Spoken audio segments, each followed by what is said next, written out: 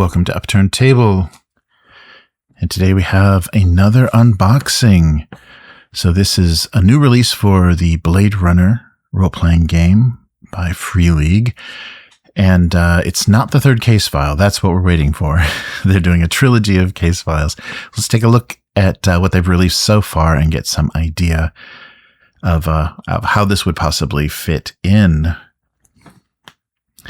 So here's the core book that they originally released, and some beautiful Martin Grip illustration, art direction. So the same kind of aesthetic as the first release of the Alien core book that they did. It matches the look and feel of the films very much. And the first case file then, it was released digitally to everyone that pre-ordered the game originally. But it's also included in the starter set. So they released a box starter set with dice and all of the props and things, because there's a lot of physical material that goes along with these case files. So this is the first case file that is now included in here. I don't think you can get it separately except digitally. I think you can get it that way.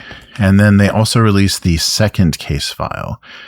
So, I'm sorry, the first was Electric Dreams. Second is Fiery Angels. And it's kind of ramping up the theme and adding new complications to the story. So I'm interested to see what they're going to do with kind of the climax, the final part of that.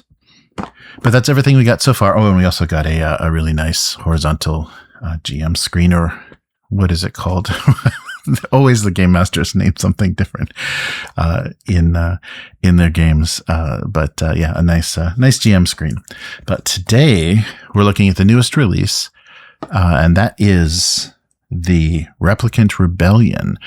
So I think this was something that was possibly introduced in the comics before it showed up in the film, the 2049 film. It wasn't released in 2049, Blade Runner 2049. I believe before that it was introduced in some fiction or comics or something, this whole idea that the replicants had formed this underground resistance. So this is a source book for that they released, and it's can fit in. It expands the game. It basically, lets you play not as Blade Runners, because that's kind of the default role. Even though you can play as a replicant in the setting of the game, you are all Blade Runners. So you're like in 2049, skin jobs, hunting skin jobs. And so this expands the roles of replicants. So you can play as both replicant and human again. And so of course, you'd be a sympathetic human in that case. And the other thing that they released is a box of what they're calling an asset pack and a solo mode. So I'm curious to see what they do for solo rules, if it's like generated, because the case files, if you played the game, the case files are, you've kind of got a timetable, a schedule that you're following. And, you have only so many phases in a day, so many actions in a day. And on, a certain number of days, you kind of fail the case. You kind of fail to uncover what you need to. So you're a little bit on a clock. And I'm curious how they would do that with a solo mode. But, and also there's going to be some great, you can already see there's going to be some great props in there, including like actual, newspapers and the photos, glossy versions of the photos you'll have access to. But first, let's take a look at Replicant Rebellion and see how they expand the game. So on the back here, the streets are teeming with Blade Runners, attacking from every angle. Wallace Corp has LA under its private microscope, scalpel at the ready. The city is reeling from the return of replicants just a year ago, and one controversy could spark an anti-replicant brushfire, rallying the seething mobs into an outright civil war with humans and Nexus on both sides. You are a member of the Replicant Rebellion, a decentralized network of independent rebels demanding the machine the machine one cog at a time. Dismantling the machine one cog at a time. The underground is for everyone and no one. Human and replicant, soldiers, smugglers, street rats, senators and saboteurs, grizzled vets, off-grid ghosts, and even the few born yesterday, quite literally. So welcome to Replicant Rebellion, an expansion of the official Blade Runner role-playing game. So an evocative cat and mouse race of provocateur and powder kegs lit to explode. Expose and oppose the establishment one way or another. In this neon noir of city of dazzling lights and moral contradictions, it's you on the streets walking a razor's edge between reform and revenge and bearing the burdens of having too much to lose for a cause expecting you to sacrifice it all. Yet regardless of the price, the rebellion must live on. So key features of this expansion: detailed information about the Replicant Underground, its history and assets and operations, new character archetypes and specialties, new rules for heat and maintaining your cover. Oh, that's nice. New gear and weapons, and 5 thrilling operations. We've only gotten, I guess those are case files there, right? But 5 thrilling operations playable separately or connected in a longer campaign. And then, of course, they give you a content warning about Blade Runner. Nice. So that's the thing that this game does a really good job of. If you just heard the description and you thought, I don't want to play a cop in the original setting, you'd be surprised how rich that is in its limitation. I mean, the role play, you can see on the channel, I'll put a link to our actual play for this first case file. And there's a live stream of the second one. There was a lot of tension, and there are moral decisions because a lot of the NPCs are very sympathetic figures, and some of them are horrible antagonists, but very sympathetic figures. So as a Blade Runner, just like in the movie with Harrison Ford's Rick Deckard, you do start to kind of you'd be confused about what you're doing and why you're doing it.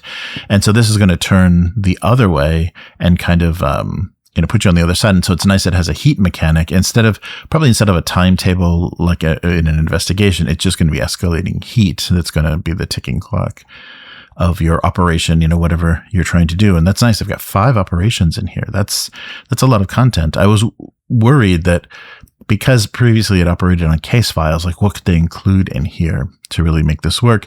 And I know there are rules and there is guidance for creating your own campaign with Blade Runner, but the case files that they've released are really rich, and they have a lot of great NPCs and a lot of great development, and kind of planning that out yourself. Some people are going to be better at it than others. Let's just say I might not be one of the good ones. So I'm enjoying the official stuff they're releasing, but let's take a look inside. Again, we have our map of Los Angeles. Is there anything different about this one? No, it looks like the same details. Yeah, they're not going to give you any like secret locations or safe houses or anything. And again, very similar presentation. Yeah, so the only thing about these are gorgeous as PDFs, and they look great as books, but they are unprintable. And they learned their lesson, Free League learned their lesson very early on when they did a digital character sheet for the Alien RPG in this kind of style, this white on black, or I think it was like a greenish on black, and nobody can print that. So when we first ran it, I think I just reversed it. So it was essentially pink text on white to try to not use all of my ink to print a character sheet. But they did learn their lesson and do printer friendly versions of things. And the new edition of Alien is actually on a light colored.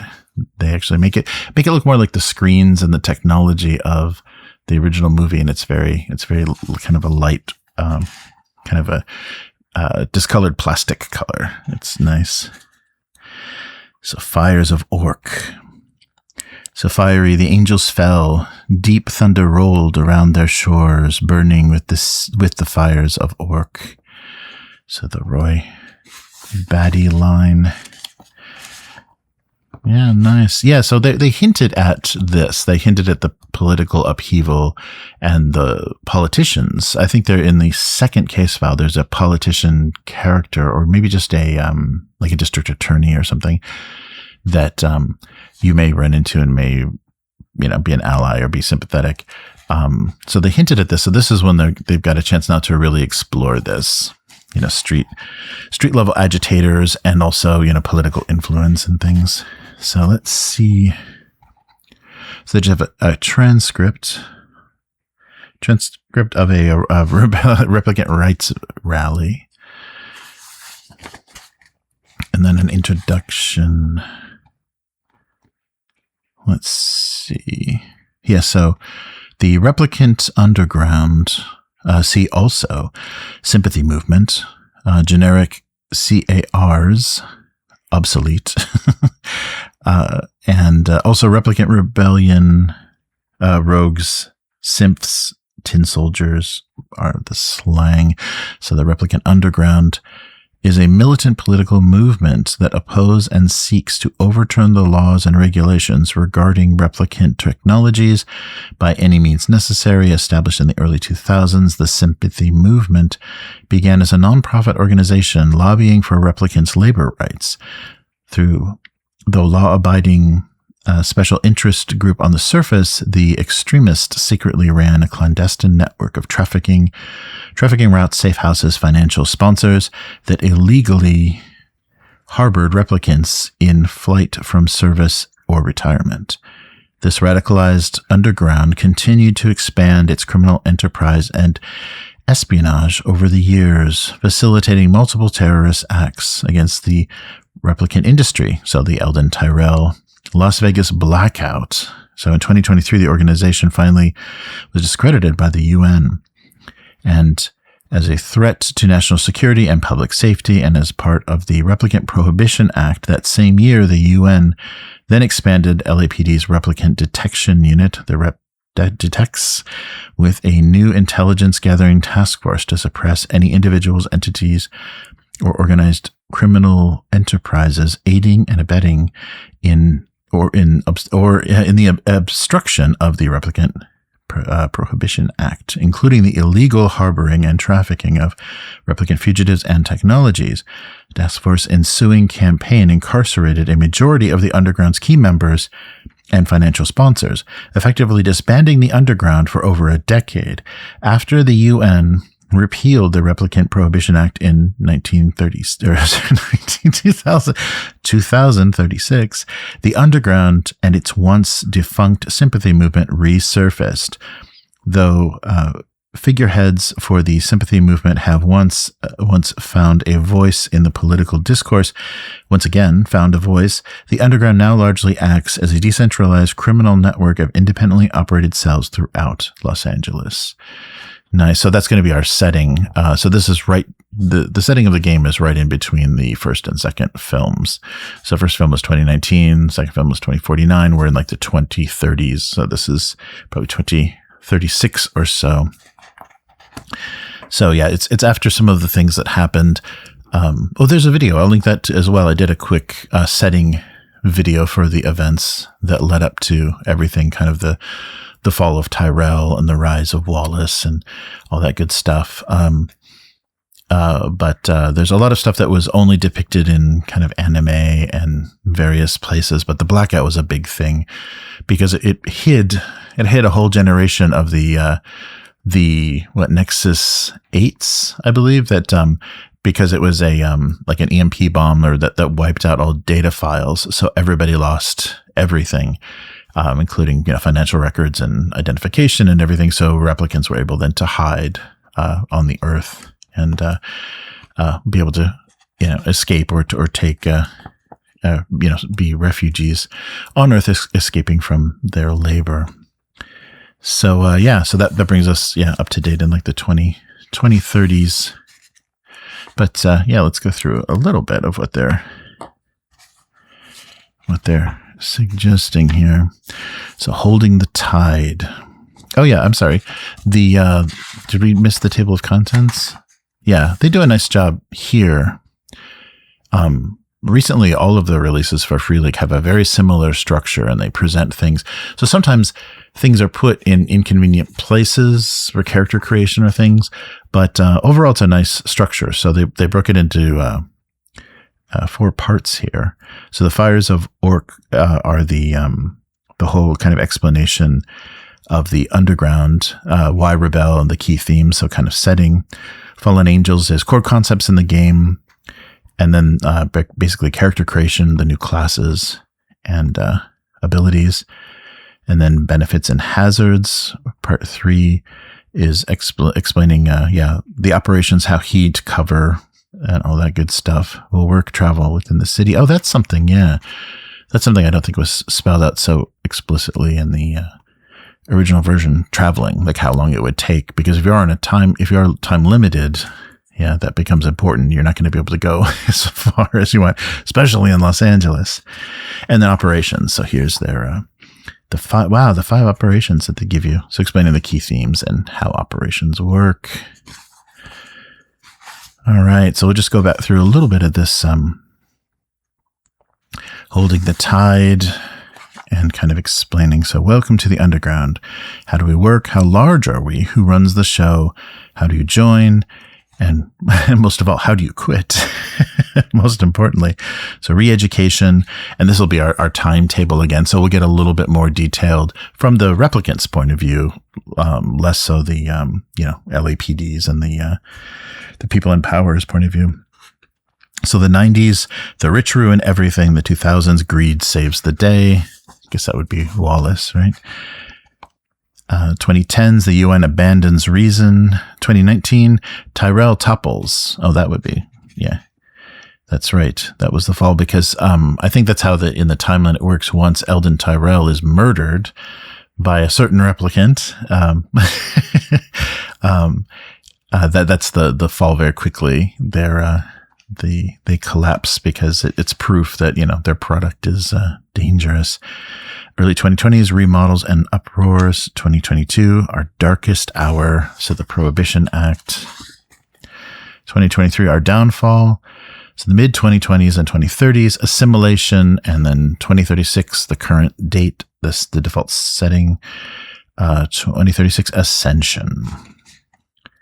So the cause. It began innocently enough. When the replicants were first introduced, we were so excited. So awed at the rest, as promised, they brought society into a new chapter of being. Potential seemed infinite. And only when we met replicants, looked into their eyes, that we saw more than we were promised. Yeah, because they are biological machines. You kill a replicant and it's not like Alien where it's got milk for blood, or they are people. They're just artificially grown people. So the sympathies, I think, are much more understandable in this situation.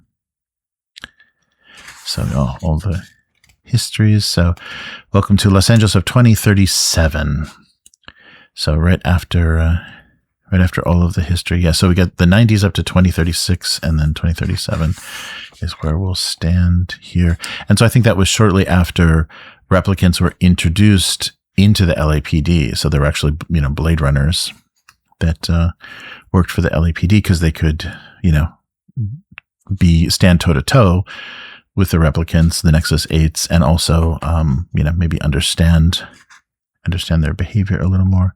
So the rebirth, the reclamation, the razor's edge, and then being a rebel, who you'll become and where you will stand. So humans and replicants, I think talking about. So let's see a little bit of how they flavor that. They were waiting for this. The public was led to believe the Nexus 8s were all but eradicated, and every sympathizer in the city limits was behind bars. In truth, the headlines declared an early victory, both to save face and to show mercy. After all, not every Blade Runner hated reps as much as their captain, though few can blame old Iron Lungs. That's Holden. Yeah, Holden survived. There was cutscenes from the original movie, and he's the chief of police. He's the chief of the LAPD. And then the replicants, they were never meant for this. Being activated only last a year. Every N9 entered a society within the wealth of memories bioengineered for their assigned role. Entertainers, teachers, soldiers, servants, lawyers, sex workers. Every nexus is tailor-made for their customer, no matter how gratifying, grueling, or grotesque the needs. The customer is always right. So just explaining their roles, I thought they would give you, I guess they are overall giving you the angle, because they're setting up the LAPD and how you're not in that. You're seeing them as a little bit extreme. So the key themes, this is another nice thing they do to kind of get you up to speed in these settings, which they've done, I think, ever since Tales from the Loop, is to give you these kind of setting cues. So the key themes are sci-fi action, character drama, political intrigue, moral conflict, and defiance. So, that's where you are. You're not going to be investigating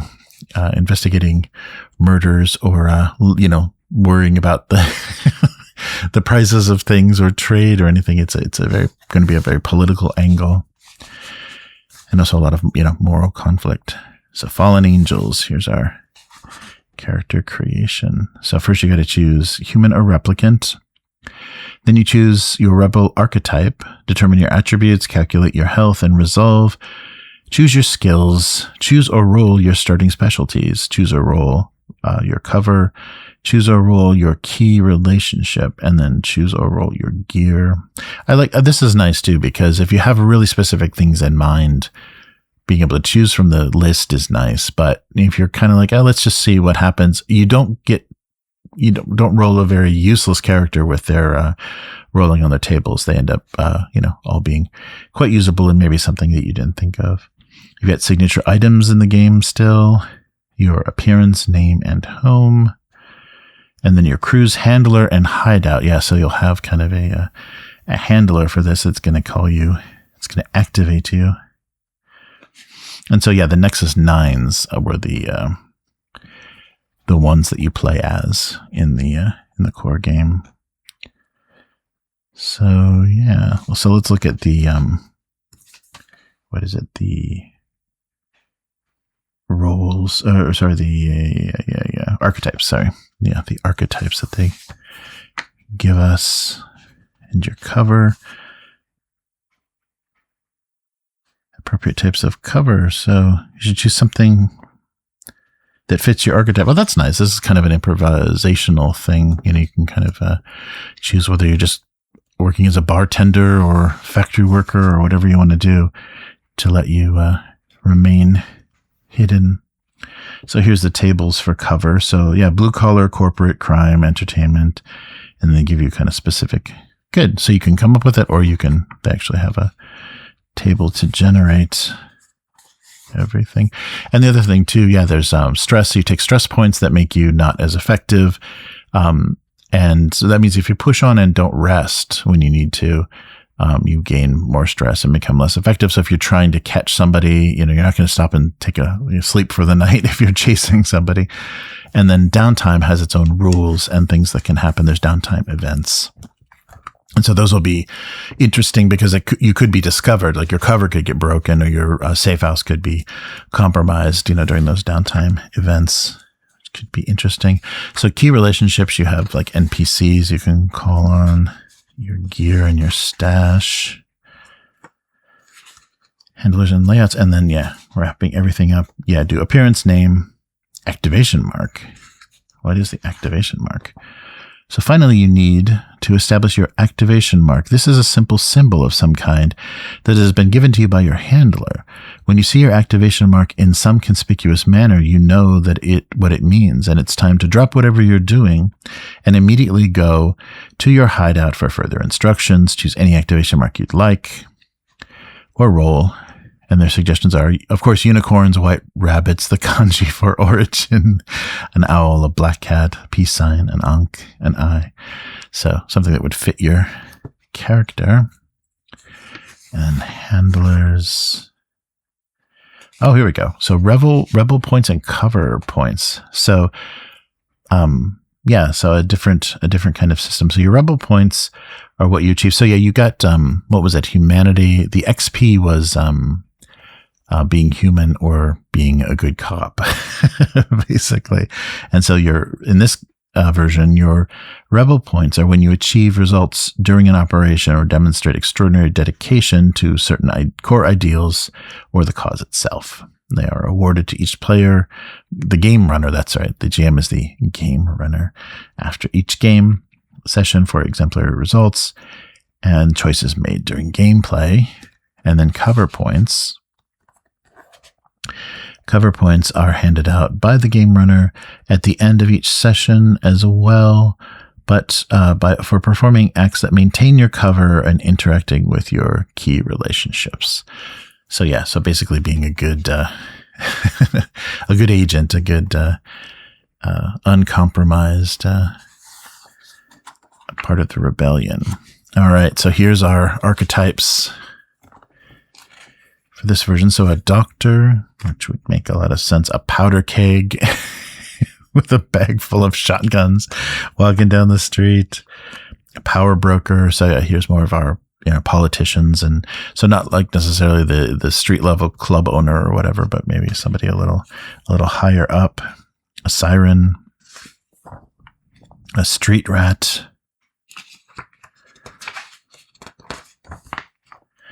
and a tank. So very combat oriented. Oh, okay.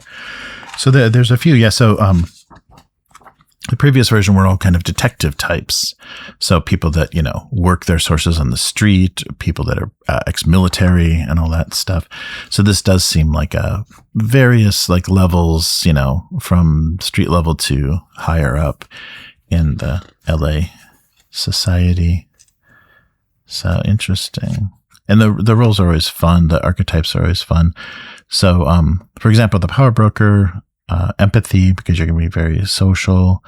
Your skills will be connections, insight, and manipulation. And your cover will be one of the three. Oh, that's right. So they'll kind of limit your cover, or, they're suggesting how to limit your cover to make it make sense. And yeah, your gear are going to have lighter arms. Oh, they even give you some example names. And this is nice too if you need to quickly generate an NPC. They give you enough that you can put stuff together very easily. So yeah, great art for all the archetypes as usual. So the benefits and hazards. Oh, here we go. Getting a little crazier with their layout. Not Morkborg levels, but they're getting there. Oh, nice. Yeah. So they kind of continue this. Give it a whole spiel. So yeah, like in your hideout, you probably have a wall plastered with cutouts and red yarn going between all the different connections. So a life between light and shadow. Hide where no one else can be seen. Speak where you can't be heard. Rest where no one sane would sleep. And fight only when you're forced to.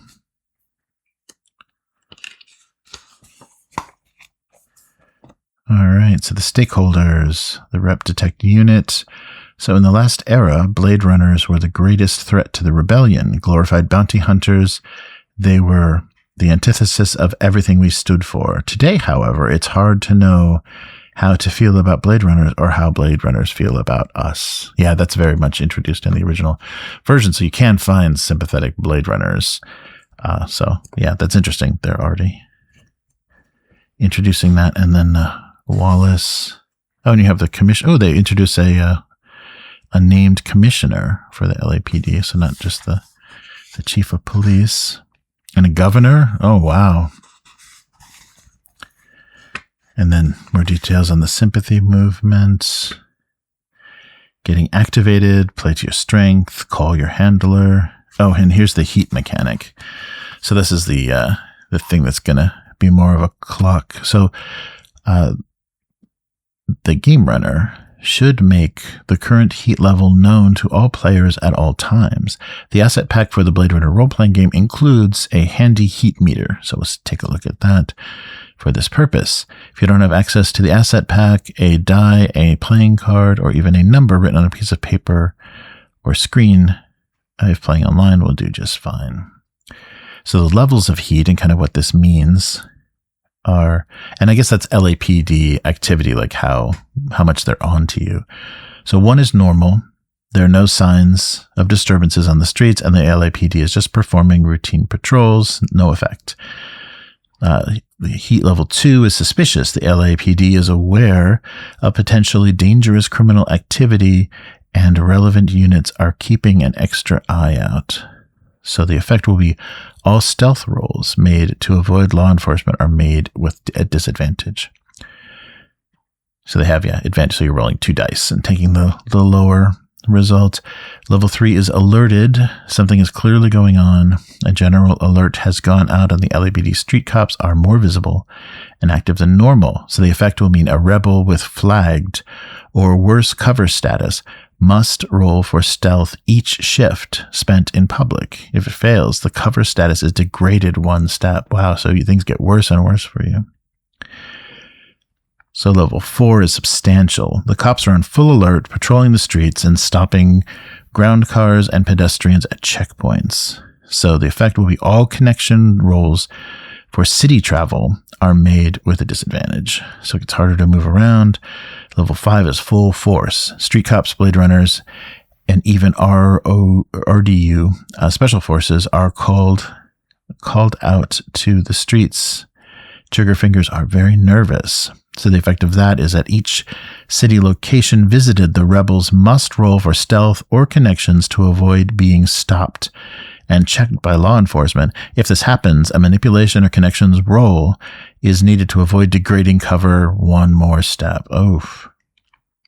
And then finally 6, appropriately named Pandemonium.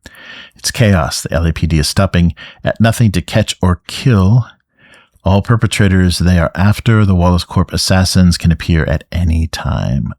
So Wallace Corp, is going to be making everyone's life miserable. So this effect is stealth and connection rolls to avoid LAPD at the cities are made with disadvantages. If such a roll fails, the cops open fire. Wow, so you're in gun battles every failed roll. All right, so that'll make things harder and harder to pull off. And it gives you examples for increasing heat, petty theft, armed robbery, violence against LAPD, killing an officer, and killing a major corporate or political leader. Adds a lot of heat. And then your cover status. So secure, marked, flagged, compromised, and redacted. So your cover is compromised to the extent that you're a liability. The rebellion may order you to be redacted. This is an open bounty for anyone associated with the underground, including other PCs to seek you and take you down. Oof, that's interesting. Wow. So if things go badly enough, it may turn player against player. That's interesting. And I think the role play will kind of decide that. If you're very close, as characters, that would be pretty heartbreaking to have to do. So maintaining cover and improving your cover status. So you can lay low, probably during your downtime. Lay low, ask a key relationship to help you, or ask a handler. Keep that cover up and don't get hunted by the other player characters. Ouch. And they give you instructions for role-playing the cover, getting a new cover, living off the grid, where we hide, run, hide, and thrive, home turfs, and hot zones.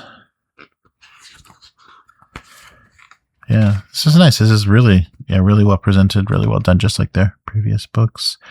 And here's examples of all the hot zones. And they give you sectors. Yeah, they give you sectors and places where you can have your home turf. Oh, here's the city travel rules too. So just like the core game, your replicants will travel from location to location, visiting one location per shift. However, as a rebel, you carefully have to access. You won't have access to a fancy spinner. Oh, yeah, right. That's the big difference. Is only the rich and the LAPD have spinners. So you're not flying above the streets. You're hoofing it or taking a cab or whatever. Yeah. So you don't have a fancy spinner. So you will be. Instead, you will need to move on the ground by foot or ground car, metro cab, tuk-tuk, or the gutters. So to travel to new locations in the city, make a group connection roll. And if anyone in the crew has a compromised cover, they get disadvantage. And if the roll succeeds, you get to the new location quickly and without hassle. If you fail, roll a d6 at the current heat level and check the results. Oh, interesting. So you travel underground and go beyond downtown. That's true. Because, yeah, it's the police are going to come and go as they please. But, yeah, you're going to be possibility of being checked or compromised. Or what are you doing here? And there's a travel mishaps table. So embeds. So you may choose to play an embed, an informant, or an officer of the rep detect. Oh, interesting. So you could... depending on how the story is going in your current campaign or case file, play this in between and consider your Blade Runner an embed. So playing as an embed, you are forever torn between your two selves and can never agree. Neither of them are you anymore. Both gnash at your ID and insides in a relentless tug of war. You have no idea which side is even real.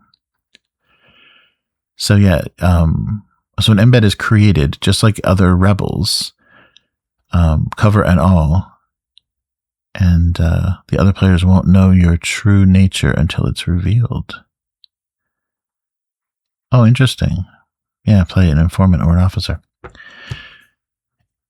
Interesting. So yeah, that can make it. And so yeah, you can. I guess this is a little bit like playing.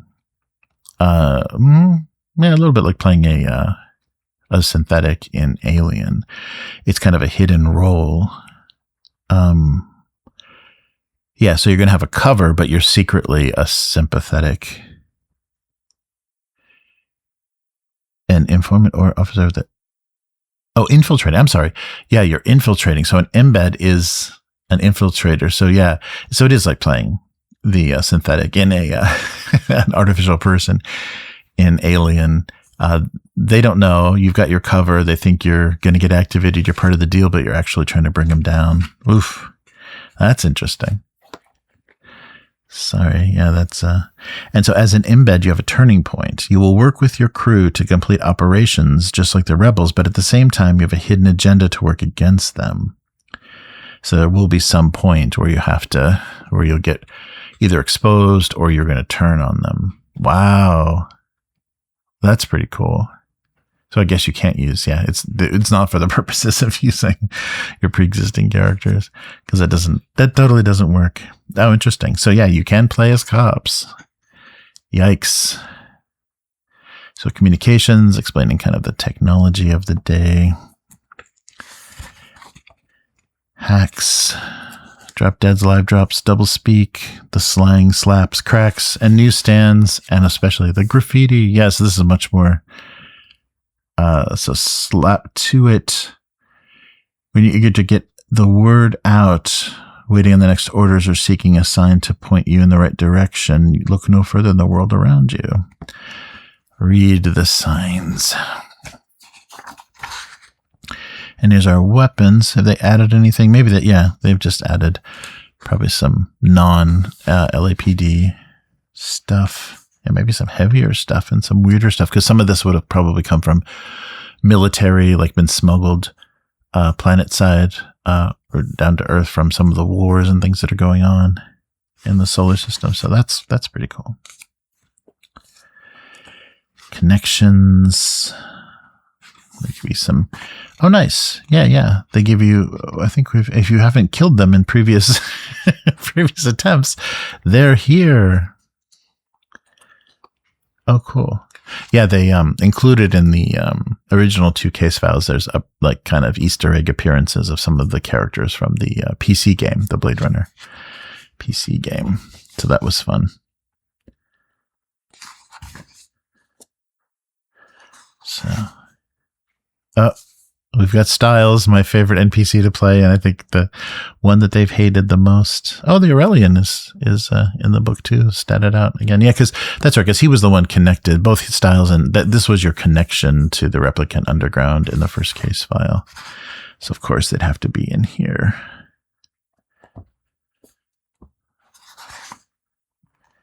Nice. There's Gaff, an old Gaff, elderly Gaff. Oh, that's right.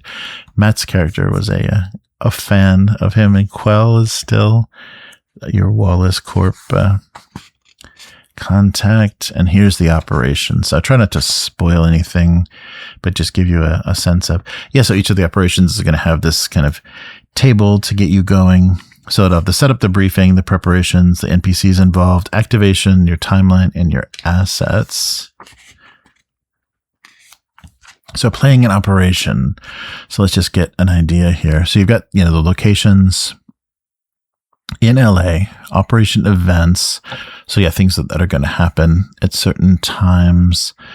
So playing operations, the core structure of the game is for the players to carry out operations for the rebellion by scouting locations, recruiting assets, or acquiring gear, or striking at the right moment. So tracking time. So it's a crucial factor in the Replicant Rebellion. Time is tracked the same way as in the core game. Also, we're going to do shifts. Yeah, we're going to do shifts, and you only have so many actions you can take in a game to get your operation completed. Make sure the players have an operation time tracker.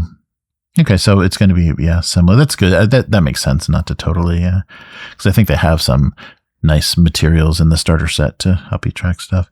So activation, as mentioned, an operation can be started with an individual scene for each rebel that is then activated. So you're going to play out your activation, and then getting your gear, and then events that can happen during the operation, then downtime, and I'm sure they'll have, here's more cover events, downtime events. So you kind of roll and random things that can kind of, make them fit with what the story's been. And then they give you some guides for creating operations. And here's some nice tables to generate some stuff. And then here's our first of our set of 5 operations, Deliverance. And here's some new NPCs for that. Oh, wow. Yeah, they're even giving you maps and everything. Oh, nice. Yeah, so these are probably going to be handouts in the asset box. Extraction points. Rebel safe house. And then the outcome. The second operation is search and seizure. Our NPCs for that. And another map. Well, this is great. Wow. Yeah, they did a lot. These aren't just, kind of really simple stuff. They give you some characters and some development, and then a location. So I guess, an operation is probably location specific. You're going to prepare for it, but then there's going to be something you're infiltrating or some place that you're meeting. And they give you a nice map for all that. Oh, sorry, I missed the third one. 4th is Ashes to Ashes, and you may be doing a little backtracking, right? Sorry, did I miss the third one? Yeah, third one was, Bidding War. Okay. And then Ashes to Ashes. And it looks like they've set up, so I guess you can refer back to them, and the NPCs will probably be included in each of the operations. But they don't have to include as much later on. Yeah, it's a little smaller presentation of NPCs. Cool. Oh, and this is the, cover art. Keeps reappearing. And our last one, Justice for All. Oh, the docks. We've already played this location before from the second case file. Yeah, really well presented, and a big variety of NPCs. And I guess you would kind of need that, especially if I wonder which, we'll see what the solo rules are telling us to do here. But yeah, some really, really good looking assets, lots of information. I can't believe there's 5 operations in here. And they're probably, structure kind of escalating in a nice structured way. The courthouse. Nice. All right. And the aftermath. Yeah. So aftermath of each of the operations, and they give you an index. Oh yeah. So here's what the character sheet's looking like. And here's the sheet for tracking your operations timetable. So an operation, they'll give you a time limit. It'll be so many days. And then in those days, you've got 4 sections for ability to take action, but one of them has to be a rest, or you'll start to take stress, like the less you sleep. But of course that doesn't apply to replicants. So, yeah, just humans, but you're gonna have to fake that you're sleeping. And then some notes. Nice. Wow. That's quite a bit in there. I was really, because it wasn't a huge, the page count wasn't gigantic, but there's a lot of content in here. And they're kind of, giving you, so it's like a villain's supplement for a superhero game, or, whatever. It's like letting you play the other side. And also the embed thing is interesting. That could go badly, but it's also fun. So a fun complication. Like androids, or the, synthetics were difficult in Alien, a little bit to manage that. But, yeah, that's cool. So this is our first expansion so far of a different way to play the game. And it's good. They're trying to keep it alive. I think that's the thing that Alien is having a little bit of trouble with, is you can play a campaign and there's campaign rules. And they're fleshing out the colonial marines and the, colonists and things, but it's not all finished yet, and you don't really have a good sense of like where everything could go. You'd all have to play in a campaign so far. You'd all have to play Marines, or all have to play colonists, because it's not fleshed out completely, the setting and kind of what that means. I mean, you can make it up, but then there's going to be released materials that completely contradict that. All right, so that is the book for the Replicant Rebellion expansion, and here is our asset pack that they were referring to. So yeah, you're going to get a timetable in there. And here, we've got standees in here. Cool. Well, actually, let me get the plastic off of this so we can see it without all the glare, with a little less glare, because all the Blade Runner stuff is pretty glossy. But yeah, I was excited to see this show up. Yeah, Blade Runner is something we had a lot of fun with. I don't think there's been a Freely game we haven't had a lot of fun with. But we've had to play digitally, like we've played all of these online. They give you really nice physical assets, so it's been a shame we haven't been able to use those. But I guess that's true of a lot of RPGs. So Deckard, Blade Runner, 26354 filed and monitored. So the asset pack for the multi-award-winning Blade Runner roleplay game includes a wealth of resources and carefully crafted handouts to enhance your game. So using these tools, you can easily create your own case files for players or play the game solo! Contents include 3 independent Sentinel newspapers, which is exactly, the paper that Deckard's reading at the beginning of Blade Runner. 20 detailed action maps, covering a wide variety of Blade Runner locations, ranging from generic to iconic. 18 cardboard character standees for use with in the action maps. 28 mugshot cards. Whoa, a whole deck of mugshots for various denizens of the future noir LA, including famous characters pulled from the silver screen like Mariette and Gaff. And probably from the PC game too. 10 detailed data sheets of key individuals, 8 crime scene photos with all hidden clues for the players to discover. Yeah, you kind of have two-sided there. 2 Esper surveillance photos. That's the ones you can zoom in on. Enhance. A handy heat meter. Yeah, I knew they'd have to include that to show how hot the streets are right now, and 24-page solo mode booklet.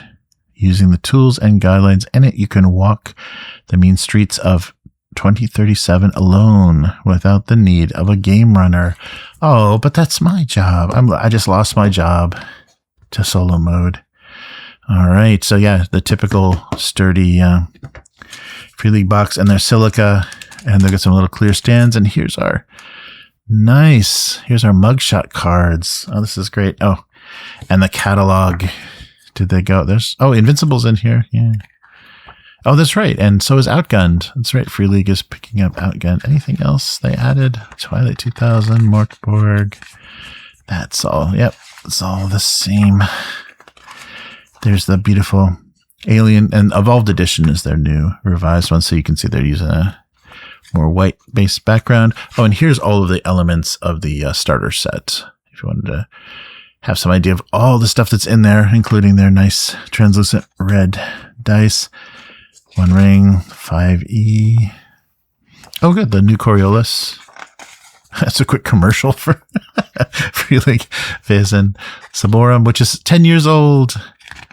Yep. Nice. So yeah, they keep updating it. That's good. I'm glad they're not throwing the same old thing in there every time.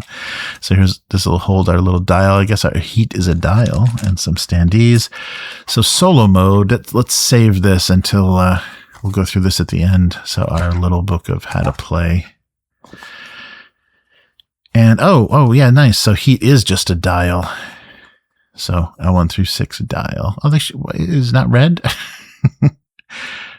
Oh, and everyone's cut off at the knees. I couldn't tell from the photo. I guess it would make them too tall, but yeah. So here's the standees, and the fronts on both sides. I like it when they put the backs of heads on both sides, but that would double the amount of artwork. But yeah, so some nice cardboard standees to use, more simply on the map, and again, nice thick cardstock, so it's not going to warp or anything.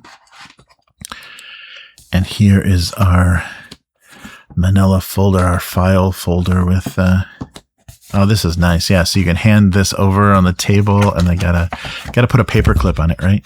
So you can hand them over photos and stuff in the official RDU Rep Detect Unit manila folder. It's really heavy too. That's nice. And here's our IDs of, yeah, so these are going to be all the people of interest, persons of interest. Oh, they're two-sided, and it's different. Oh, so yeah, that's nice.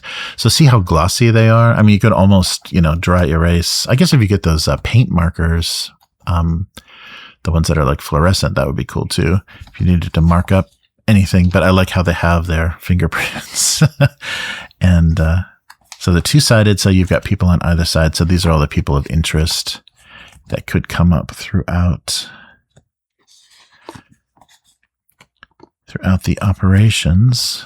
So yeah, so two-sided, so 5 two-sided, but really nice. I mean, these are going to last a while. And here is our photos, and oh, okay, these are two-sided as well. So I think, are we enhancing here? And that's this? Possibly. But yeah, they give you nice photos of locations, and in the text or the case file or the operations in this case, there may be some things to point out. I guess, no, this is all going to be for the Blade Runners, because unless you're an embed, you wouldn't have access to any of this stuff. But these are great. Yeah, crime scenes and investigating what happened where. But really well done. The art direction is on point for all of their games. They really have done stuff. The only one I don't have experience with is Electric State, but everything else has been nice looking. And here is our Sentinel. So it's just, like the front page, but even in the movie, that was like not much of a newspaper. It was like a just like a Gazette or something. Because Deckard had it like folded under his arm, and it was only, you know, like 10 more pages of this, but it's the exact same design for the headline and everything. And so, yeah, all of these, there's, you know, little details you can pick on in any one of these articles to kind of, you know, be hooks for different things to investigate during operations. Just wish they made it two-sided. But I guess, you know, if you could just lay it flat on the table, then that's fine. But holding it up and then having it have, you know, just filler stuff in the back, that would be great. It's twice as much work, but it would look great. So we've got 3 unique newspapers, and, you know, these are not full size. I mean, it's not, you know, it's not it'd be double sheets, but it's pretty big, and it's an uncoated paper, so it feels like a newspaper. It's really well done as a prop. I mean, this is like Call of Cthulhu level handouts. These are nice. Nice job. And then here's, we got a lot of these.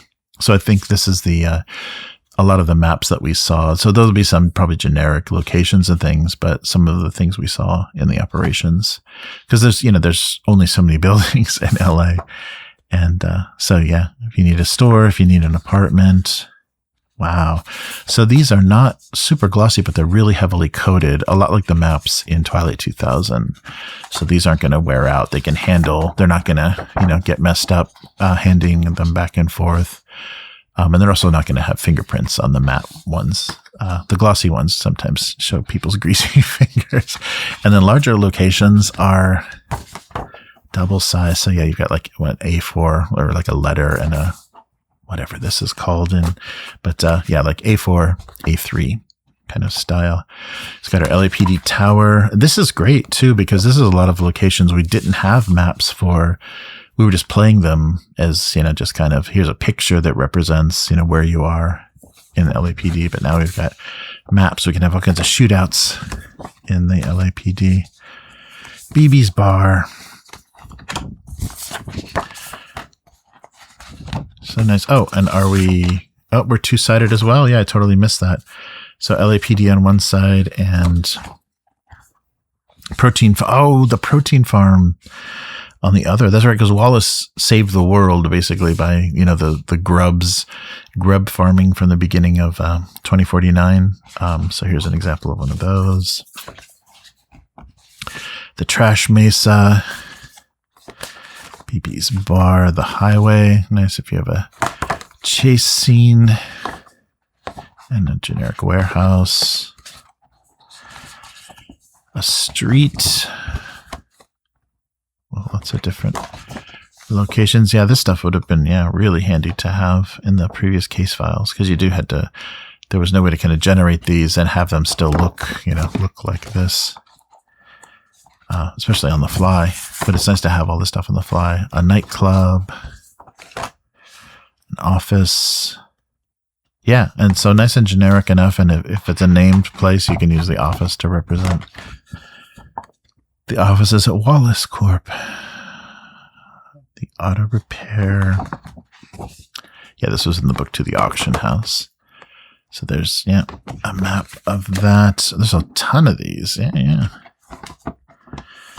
I guess there's one more, which plus one makes a ton. Landing bay and courthouse. Yeah, so I think you have a number of these. They're more specific to the case files, but you have a number of these locations in both of the box set for Fiery Angels and the starter set. So plus this, you have a ton of maps. And they're all, in the same presentation. So that's great. Okay, so let's do a quick check here. So their intention is for you to have these maps, and you're still doing zones. You're kind of doing, more abstract representation of, you're not counting squares. And so if we pop out a couple of, I just popped out our 2 Blade Runners. Oh my God, that's great. Our 2 Blade Runners. These are just the archetypes from the box set. But here's Matt and Will's characters, or the art that I chose for them. like right there already. That's so funny. Yeah, this is a terrible angle, but yeah, they're nice and bright, and the maps are pretty monochrome. So they show up pretty well. I don't know if I can give you a great idea of that, but yeah, they're nice and bright, and would be good because we were doing tokens. Basically, I took these maps, didn't put any, we turned the grid off, the snap to grid, and we just put the tokens in various places. So this will work very much the same. And I think I even showed that off in the actual play videos for the case file one. That's so funny. There they are. There's Matt and Will, and so that would mean wait. Is Terry's character? No, I don't think I used archetype art for Terry's character. So we don't have a Terry, but we have Matt and Will. Oh, that's so funny. Very cool. But yeah, I think that works well, especially the table. It's nice to have these as just a generic representation. So it looks like they did the artwork for all of them, the original archetypes. So it's, generically, yeah, and then for the ones in Replicant Rebellion as well. And then there's just generic thugs or other folks. So yeah, nice. Nice. Yeah, so now you have a ton of maps, and named locations can be generified, for your own stuff. So wow, so that's everything for the asset pack, which is quite a bit. A lot of these double-sized maps. So a lot of A1 maps, then a few A4s, 3 newspapers, a ton of photos and Esper photos. And yeah, all of these can be tucked inside your manila envelope. Cool. And our standees and our little heat deals. That's great. That's a great idea to just use the art from the archetypes instead of just doing, because you don't want to do any NPCs or whatever. All right, so let's take a quick look at some mugshots. That was the other thing that they included. So you basically can throw these on the table. Here's who we got. And have some representation of them. So that looks like they went for kind of a blue, a little bit more monochrome look. And yeah, so you've got named, the commissioner. Yeah, so these are the NPCs from the book. So basically everything that was in the Replicant Rebellion operations. Yeah, it's all these characters, but just maybe the art is a little blue so everything matches. Merrily and Gimmick and Mariette, Cecil, Amara, Corgi, Gaff, old Gaff again. Oh, Skylar. Oh yeah, this is the guy that, this is a anti-replicant guy. The Gel Skylar. Gelé Skylar. Jenkun, Quell, Frisa, Plume. Yeah, these are everybody from the book. Angel, Xander, Pika. That name looks familiar. Misha, Janka, we don't have, there's a couple of guys. I guess we have cards of them from the previous case files. But yeah. So I wonder if they match. I wonder if they're probably similar. But it's nice. I think they went with a blue. I think the other ones are greener tone. So maybe all the Replicant Rebellion versions are blue.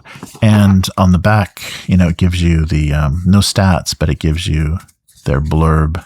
So this is, what you would know about them as being part of the rebellion, what their role is and everything. Just so what is known. So nice. Yeah.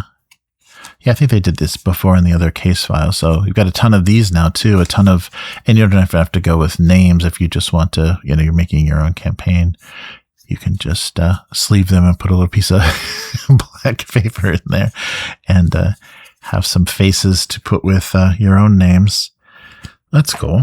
So we've got those, and here we go. So they did solo rules for Dragonbane, right? And have they done solo rules for Forbidden Lands? Not sure what else. I don't think there's anything solo for Alien. But One Ring does have Strider mode. So there are rules. So I wonder if it's the same folks that have been doing all of those. Let's find out. Yes, it is, as a matter of fact. And I think they already talked about this before. So Sean Tompkin, the creator of Ironsworn, has worked on their solo rules. So get a guy that did a really good solo game. And so Matt Click and Sean Tompkin worked on these as well. So they should be pretty functional. I haven't tried. I've been really tempted to try the Dragonbane solo, or Strider mode, the One Ring solo, but I haven't had a chance. So let's see. So yeah, just your little bit of introduction text here. So your solo Blade Runner. So yeah, just creation. So there may be a little bit of difference. There may be stuff you don't need. So to create your Blade Runner using the standard character creation, but you do not gain any special benefits or suffer any limitations, and are free to craft your character as best fits your vision. So refer to the guidance below for key aspects. And then there's a table for origin, promotion, and humanity. Oh, sorry, promotion points. That's right. So doing your job, you got promotion points. Being a good person, you got humanity points. Right. So starting a case file. So as a member of the RDU, you investigate cases involving replicants and other regulated technologies to generate the basic facts of the case. At the start of the investigation, you have several options. So trust your gut. Simply decide the nature of your investigation based on what is interesting or good in the Blade Runner universe. Follow a thread. You're often left with unresolved mysteries, unanswered questions. Oh, interesting. Yeah. So the detectives in a case file could follow something, because there are things, because you're on a timetable. So you ask, you interview people, you get leads, and you follow things up, but there's stuff that lingers and stuff that's unresolved. So that would be a fun way to pursue unresolved people that you didn't get a chance to talk to, threads you didn't pull. You could play as solo. That's pretty cool. Use a case file generator. So they're going to give you a generator, or seek inspiration. So use a case file tables to start with, and the case file briefing table will help you build the case. And you can also use other tools and character tables and locations to add detail. Yeah, so there's lots of tables throughout, I think, all the source books. Keep it simple. Whatever approach you are using for generating the detail in the case, don't introduce too much information. There are far more questions than answers at this stage. Make it matter. The case file should involve more than a random crime. They are opportunities to explore the themes of the Blade Runner universe. Get briefed. Each investigation begins with a briefing. Imagine the briefing. Take a moment to set the scene, imagining how it's played out. Ask questions. During the briefing, ask yes or no questions of your character using the quick question check. And complex questions by interpreting responses from the cipher tables. That's cool. Take your first steps. So working the case. So to ensure your investigation and sessions stay on track, use the case log. Whatever format works for you, digital or handwritten. And then they go through the investigation procedures, managing shifts. So you'll use that, same schedule and have only so much opportunity. The thing is, though, and I think the events scale, the event tables, the things that happen during the case files scale with how many players there are. And so in solo mode, because there's one player, you're not going to be able to cover as much ground. So yeah, you're going to have to give yourself plenty of time, because you're going to have to go through many locations. Nothing gets solved sitting at your desk. Investigate a case, you got to visit locations and time, travel between locations, location interruptions. So countdown events. To keep the pressure on, a countdown event timer ticks away as you go about your investigation. So you set a timer with base dice starting with a D6. Make a note of that. Making a countdown event check. Oh, cool. So yeah, you'll have things that happen, but you don't, necessarily it'll just be checks instead of a complicated combat or something. Introducing an event. getting inspiration, resetting the timer. And then scenes within the location, play out one or more scenes to progress your investigation, generate random scenes. When it hits a wall, you can imagine an outside event. And so here is our scene categories. So confront, canvas, consult, examine, infiltrate, pursue, question, research, search, surveil, survive, and trail. Then scene checks, complicated, challenging, routine, or favorable, how difficult it is. Question checks, they've got a little question check table. D10 results, extreme no, 2 to 5, 1 is an extreme no, 2 to 5 is a no, 1 eye is a yes, 2 eyes is a extreme yes.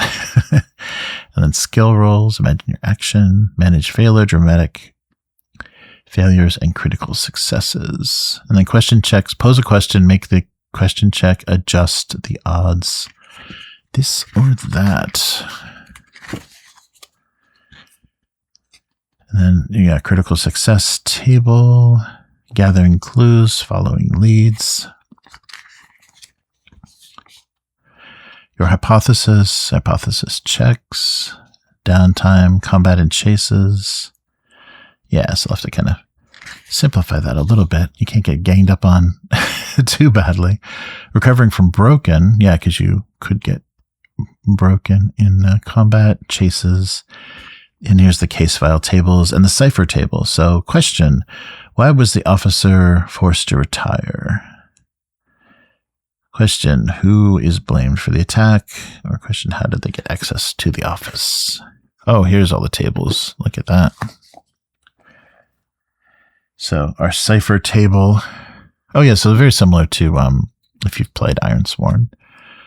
So you roll a d6 and then a d12, and it gives you a cipher. So abandon, death, chase, crime, conceal, identity, demand, loyalty. So these sorts of 2 words, so to inspire, like what are the forces at work? What are the theming or whatever of a situation? And then they explain. Yeah. So I think, if you've had experience with Ironsworn, that you'll be used to making sense of that. And so here's case briefing table. So assignment, relevance, initial complication, and personal hook. I won't read any of those because I'm going to play this and not have them all spoiled. And then clues, meaning, got a couple of clue tables, and then a character table. So what sphere is the character from? Oh, so just a generator for, a quick generator for NPCs. So what sphere, their traits, their location. Very Ironsworn feeling. Downtime events. So what happens between the days on your shifts, after 4 shifts, or on your 4th shift, I guess. And then countdown events. And here we go. So, so here's just a solo mode sheet. So it's not the timing sheet, but it's kind of building out the case itself. So the clues you have, the leads you have, your hypothesis, persons of interest, locations, and then other notes. Well, that's cool. I think that would work. This would be fun to try. Yeah. I really think pulling threads from the case files would be really fun, because I had some ideas for things and what characters were up to, and we just never covered it. So this is the kind of thing, between cases, characters could go off and investigate certain things, and kind of using this to generate, results and what was all involved. Yeah, so it feels similar to what I read when the Dragon Bane. I haven't read the Strider mode, but I'm imagining, I think it's also Tompkin, so probably very similar. But it works. I think that system would work for Blade Runner, and that'll do it. So that was, everything in our asset pack. So it was a slim box, very similar to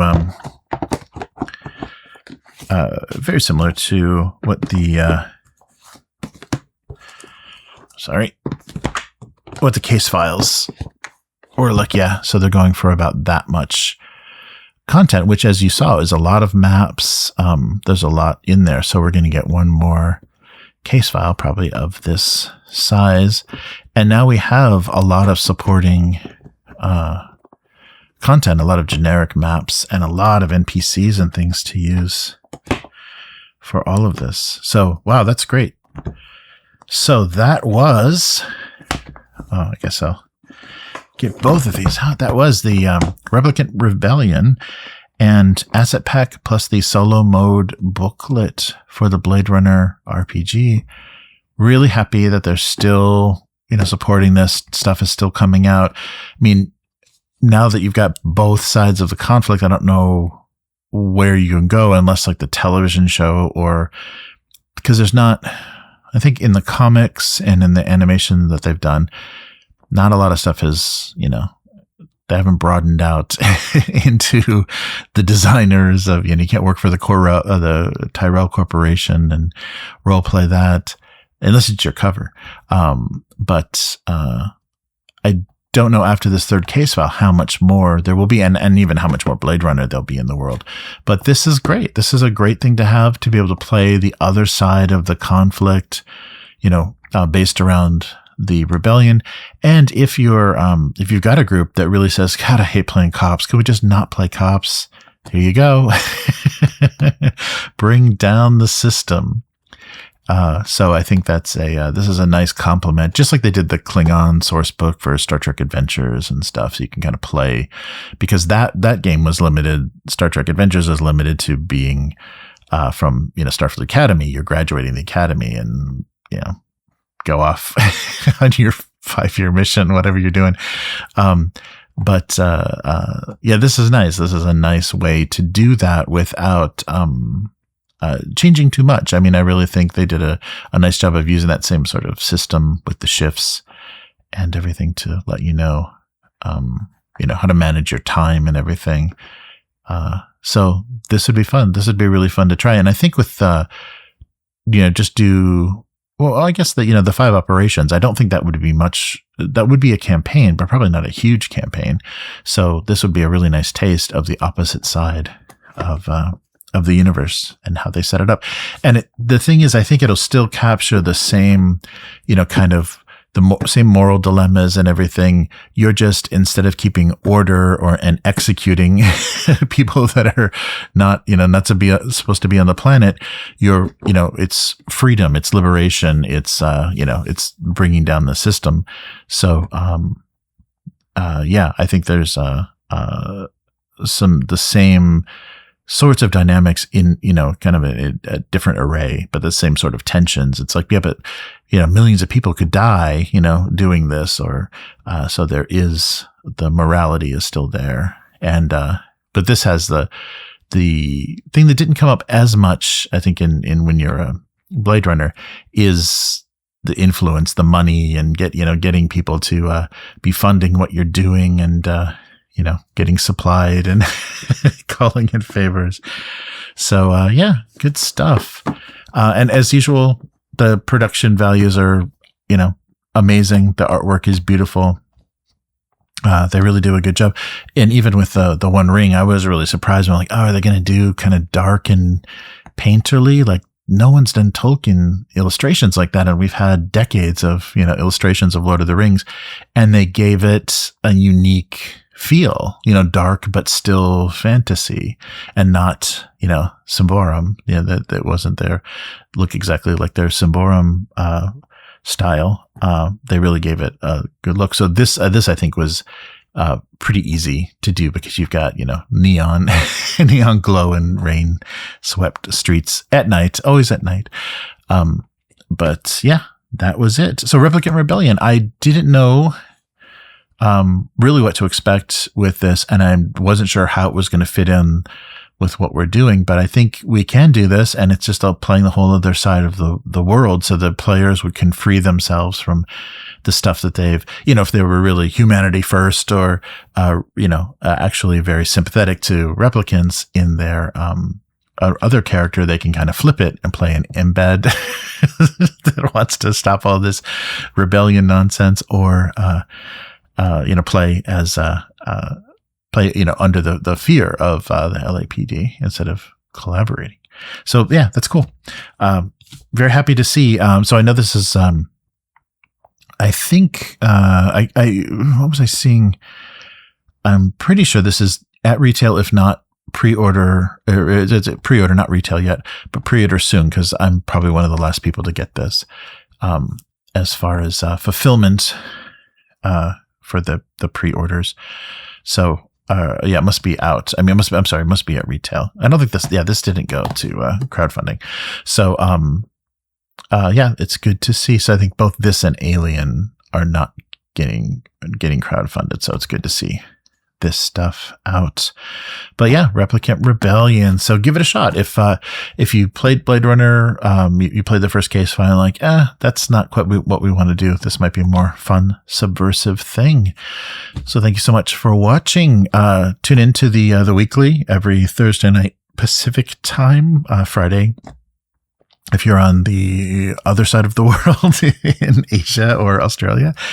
And we cover all the topics of tabletop and releases, and just a nice discussion, a real friendly chat. And check out the Patreon as well. So patreon.com/upturntable. Get access to all of our members only stuff, kind of exclusive content that we're doing. A lot of things first, a lot of like super cuts of a lot of actual plays and things that we've done. As well as access to the Discord, which is a nice, friendly community. So thanks for watching, and we'll be back again soon. Goodbye.